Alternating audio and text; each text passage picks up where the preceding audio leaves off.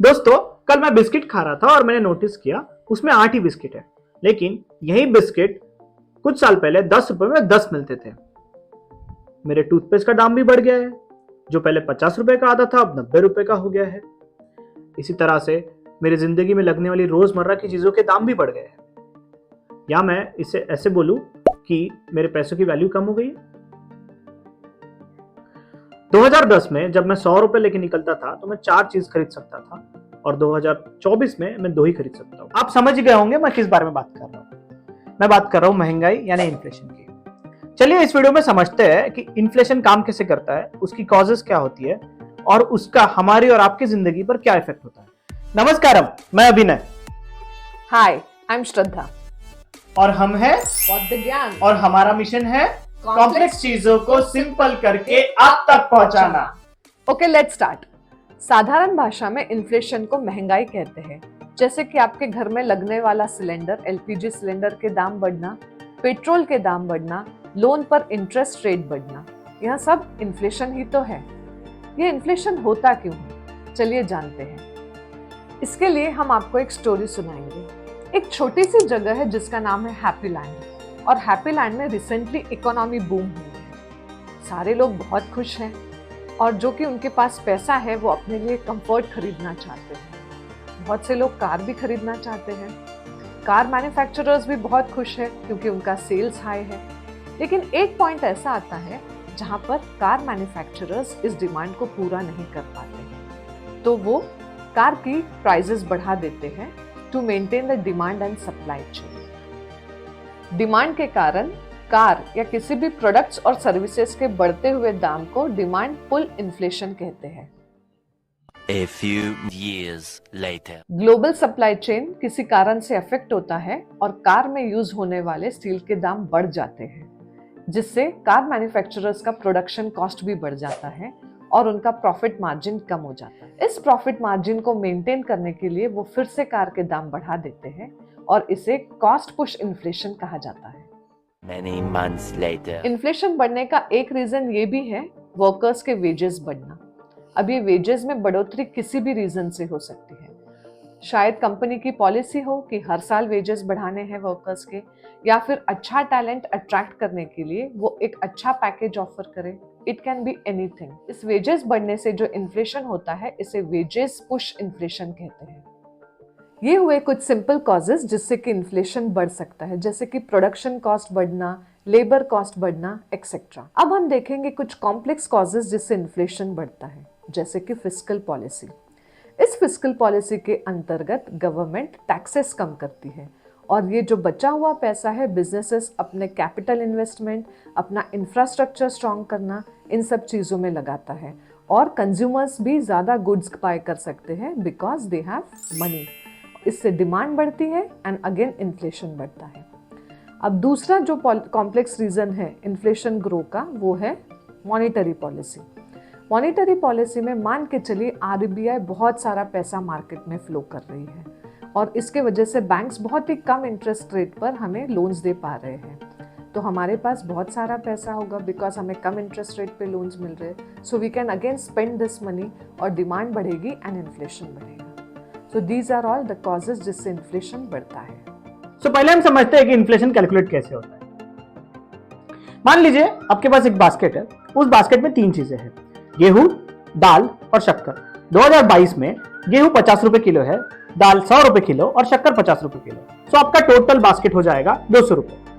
और इस साल माने कि 2024 में वही गेहूं 60 रुपए किलो है, आपका दाल 110 रुपए किलो हो गया और शक्कर 55 रुपए किलो। तो आपकी बास्केट की वैल्यू हो जाएगी 225 रुपए kilo.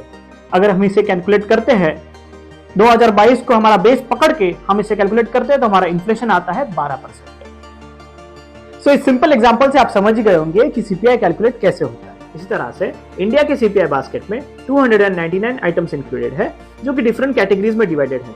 Food and beverages, housing, clothing, fuel and light and recreation और बहुत कुछ। नेशनल स्टैटिस्टिक ऑफिस हर साल 1181 विलेज मार्केट्स और 1114 अर्बन मार्केट से डेटा कलेक्ट करता है, जो कि 310 इंडियन टाउन्स एंड सिटीज में डिवाइडेड है। इसी तरह से WPI भी काम करता है केवल कंज्यूमर प्राइस की जगह होलसेल प्राइस को कंसीडर किया जाता है।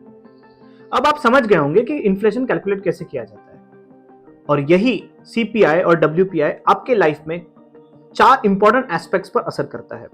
आपका cost of living, purchasing power, expensiveness of services and good और इंडियन रुपये की वैल्यू।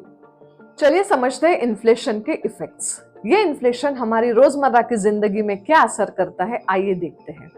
सबसे पहला है परचेसिंग पावर। इन्फ्लेशन से परचेसिंग पावर पर क्या असर होता है समझते हैं। मान के चलिए आपका 2 रुपए का कॉइन गुम गया, आप कितने परेशान होंगे? 1 मिनट 2 मिनट बस। आप पहले इधर देखेंगे, एक बार उधर देखेंगे और फिर आप भूल जाएंगे। आप सोचेंगे जाने दो यार, आज नहीं तो कल मिल ही जाएगा। अब मान के चलिए आपका 500 रुपए का नोट गुम हो जाता है। अब आप कितने परेशान होंगे? आप हर वक्त उस नोट के बारे में सोचेंगे कि आखिर गया कहाँ मेरा 500 रुपए का नोट, है ना? आप सब तरफ देखोगे जब तक कि आपको वो नोट मिल नहीं जाता। ऐसा क्यों? क्योंकि हम जानते हैं कि 2 रुपए में कुछ नहीं आता, लेकिन अगर मैं 500 रुपए का नोट लेकर मार्केट जाऊं तो मैं कुछ तो सामान ला सकती हूँ। यही है परचेसिंग पावर। एक और एग्जाम्पल मैं आपको देती हूँ। मान के चलिए 2001 में मेरे पास 100 का नोट है। अब 2001 में मैं जाती हूँ मार्केट में एप्पल खरीदने। तब एप्पल का दाम है 10 रुपए किलो, तो मैं करीबन 10 किलो एप्पल ला सकती हूँ 100 रुपए में। अब है 2023, अब उसी एप्पल का दाम है 200 रुपए किलो। तो आप मुझे बताइए कि 100 रुपए में मैं कितना एप्पल ला सकती हूँ? सिर्फ आधा किलो। तो उस वक्त 10 किलो और इस वक्त आधा किलो, मतलब मेरे पैसे की वैल्यू गिर गई है। और इन्फ्लेशन से जब पैसे की वैल्यू गिरती है तो हम कम चीजें खरीद सकते हैं, जिसे हम कहते हैं कि परचेसिंग पावर कम हो गया। तो इन्फ्लेशन हमारे परचेसिंग पावर को कम करता है। इन्फ्लेशन का दूसरा असर होता है हमारी इकोनॉमिक ग्रोथ पे। चलिए समझते हैं कि हमारी इकोनॉमिक ग्रोथ कैसे असर होती है अगर इन्फ्लेशन बढ़ रहा है तो। हमने देखा कि डिमांड पुल इन्फ्लेशन में इन्फ्लेशन बढ़ता है डिमांड बढ़ने की वजह से। अब ये डिमांड बढ़ रही है मतलब प्रोडक्शन बढ़ रहा है और लोग ज्यादा गुड्स खरीदते हैं यह सोचकर कि आगे शायद इसका दाम और भी बढ़े। लेकिन एक पॉइंट ऐसा आता है जब लोगों के पास इनफ पैसा नहीं होता है इस गुड्स को बाय करने का, और उस वक्त जब कोई बाइंग नहीं होती तो हमारी इकोनॉमिक ग्रोथ स्लो डाउन हो जाती है। इन्फ्लेशन बहुत बढ़ने पे उसको कर्ब करने के लिए reserve bank of India interest rate बढ़ा देते हैं लोन्स पर। इससे यहाँ होता है कि लोग बहुत लोन्स नहीं ले पाते and they don't have enough money to spend.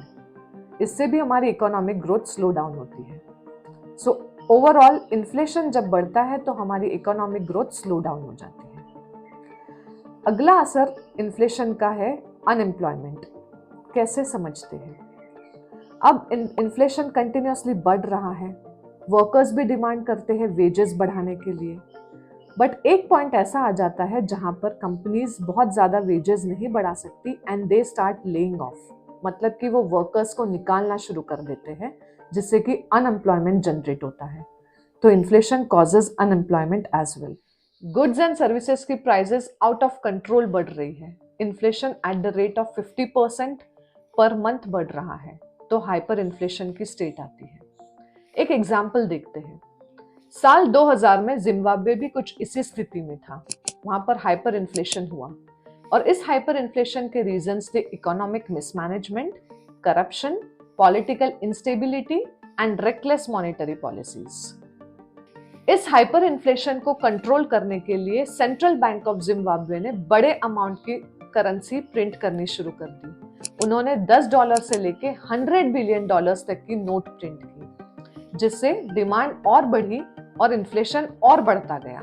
और एक पॉइंट ऐसा आ गया कि जिम्बाब्वे के पैसे की वैल्यू 0 हो गई और उन्हें अपनी करेंसी रिप्लेस करनी पड़ी US dollars and South African rand से। इन्फ्लेशन का एक और इफेक्ट है पॉलिटिकल इंस्टेबिलिटी।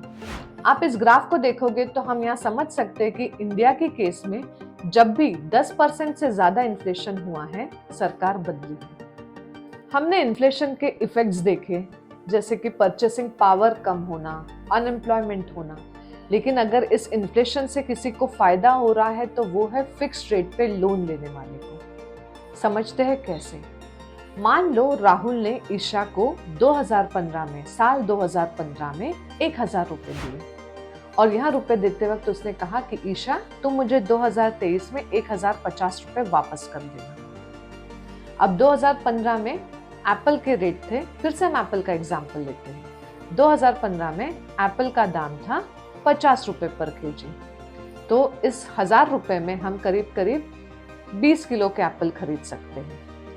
अब ईशा ने 2023 में राहुल को 1050 रुपए वापस किए। अब 2023 में एप्पल का दाम है 200 रुपए किलो, तो अब राहुल कितने एप्पल खरीद सकता है 1050 में? करीब करीब सिर्फ 5 किलो। मतलब राहुल के पैसों की वैल्यू कम हो गई है और इस पैसों की वैल्यू कम होने से ईशा को अपना लोन रीपे करने में बहुत आसानी हुई। हमने इन्फ्लेशन के इफेक्ट्स देखे और ये समझा कि इन्फ्लेशन किसी भी कंट्री के लिए फायदेमंद नहीं है। तो क्या मैं ये कहूं कि इन्फ्लेशन होना ही नहीं चाहिए और सिर्फ डिफ्लेशन होना चाहिए? डिफ्लेशन मतलब क्या? डिफ्लेशन मतलब जहां गुड्स और सर्विसेज के दाम कम हो जाए। इन्फ्लेशन में गुड्स और सर्विसेज के दाम बढ़ते हैं, उसी तरह डिफ्लेशन में दाम कम होते हैं। तो चलिए समझते हैं अगर डिफ्लेशन होता है तो क्या होगा। डिफ्लेशन की वजह से गुड्स एंड सर्विसेज के दाम कम हो जाते हैं और बायर्स की एक साइकोलॉजी बन जाती है कि शायद आगे चल के दाम और कम हो जाएंगे, सो वो बाय करना बंद कर देते हैं और इसी वजह से इकोनॉमिक ग्रोथ स्लो हो जाती है। डिमांड कम होने की वजह से मैन्युफैक्चरर्स का प्रॉफिट कम हो जाता है और बहुत सी बार इसी प्रॉफिट मार्जिन को मेंटेन करने के लिए वो ले ऑफ करते हैं और इसी ले ऑफ्स की वजह से अनएम्प्लॉयमेंट जनरेट होती है और इसी अनएम्प्लॉयमेंट और लो सैलरी की वजह से लोगों के पास एक बार फिर से कम पैसा होता है और परचेसिंग पावर पर अफेक्ट होता है, यानी कि परचेसिंग पावर फिर से कम होना शुरू होता है। इसका मतलब डिफ्लेशन भी सही नहीं है। इन्फ्लेशन और डिफ्लेशन को बैलेंस करके रखना बहुत जरूरी है। मॉडरेट इन्फ्लेशन बहुत जरूरी है ऑप्टिमल रिजल्ट्स के लिए। देखते हैं कि मॉडरेट इन्फ्लेशन को कैसे मेंटेन किया जा सकता है। मॉडरेट इन्फ्लेशन मेंटेन करने के लिए कॉन्ट्राडिक्टरी मॉनेटरी पॉलिसी इंट्रोड्यूस की जाती है, जिससे आरबीआई कैश फ्लो कम कर देती है और इन्फ्लेशन को कंट्रोल करती है। उसी तरह से आरबीआई रेपो रेट कम या ज्यादा करती है, जिससे आपका लोन का इंटरेस्ट कम या ज्यादा होता है और कैश फ्लो अगेन मेंटेन होता है और इन्फ्लेशन मेंटेन होता है। बहुत सी बार गवर्नमेंट प्राइवेट टैक्सेशन इंट्रोड्यूस करती है, जिससे अगेन कैश फ्लो मेंटेन होता है और इन्फ्लेशन मेंटेन होता है। आई होप इस वीडियो से आपको समझ में आया होगा कि इन्फ्लेशन क्या होता है, उसके इफेक्ट्स और कॉजेस क्या होते हैं और इन्फ्लेशन को कंट्रोल कैसे किया जा सकता है। अगर आपको हमारे वीडियोस पसंद आ रहे हैं तो हमारे चैनल को सब्सक्राइब कीजिए और हमारे वीडियोस को लाइक कीजिए।